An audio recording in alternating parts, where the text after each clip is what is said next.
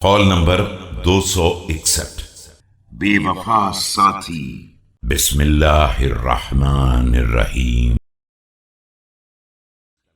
لما بلغه إغارة أصحاب معاوية على الأنبار فخرج بنفسه ماشيا حتى أتى النخيلة فأدركه الناس وقالوا يا أمير المؤمنين نحن نكفيكهم۔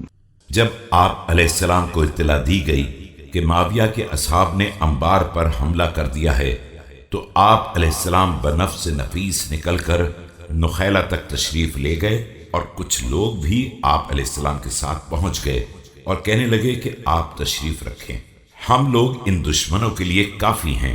فقال ما تكفونني أنفسكم فكيف تكفونني غيركم إن كانت الرعايا قبلي لتشكو حيف رعاتها۔ تو آپ علیہ السلام نے فرمایا کہ تم لوگ اپنے لیے کافی نہیں ہو تو دشمن کے لیے کیا کافی ہو سکتے ہو؟ تم سے پہلے رعایا حکام کے ظلم سے فریادی تھی۔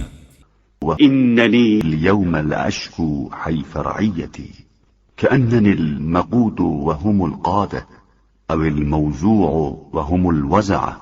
اور آج میں رعایا کے ظلم سے فریاد کر رہا ہوں جیسے کہ یہی لوگ قائد ہیں اور میں رعیت ہوں، میں حلقہ بگوش ہوں اور یہ فرما روا۔ جس وقت آپ علیہ السلام نے یہ کلام ارشاد فرمایا جس کا ایک حصہ خطبوں کے ذیل میں نقل کیا جا چکا ہے، تو آپ علیہ السلام کے اصحاب میں سے 2 افراد آگے بڑھے، جن میں سے ایک نے کہا کہ میں اپنا اور اپنے بھائی کا ذمہ دار ہوں، آپ علیہ السلام حکم دیں، ہم تعمیل کے لیے تیار ہیں۔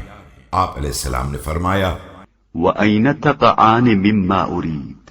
کہ میں جو کچھ چاہتا ہوں تمہارا اس سے کیا تعلق ہے؟